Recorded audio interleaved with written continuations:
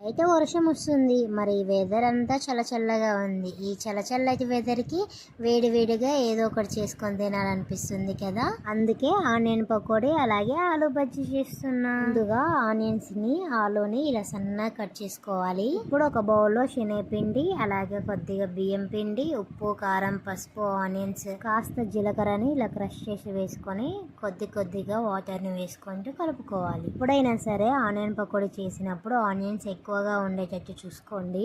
అప్పుడే మనకు ఆనియన్ పకోడీ చాలా టేస్టీగా ఉంటుంది. కడాయిలో ఆయిల్ వేసుకొని ఆయిల్ బాగా హీట్ అయిన తర్వాత పకోడీని వేసుకోవడమే. ఇలా ఆయిల్లో గోల్డెన్ బ్రౌనిష్ కలర్ లో వచ్చాక పకోడీని తీసేసుకుంటే వేడిగా ఆనియన్ పకోడీ రెడీ. అయితే వర్షం పడుతుంటే ఇలా ఇంట్లో వేడిగా పకోడీ చేసుకొని తింటే ఆహా ఏమన్నా ఉంటది అసలు.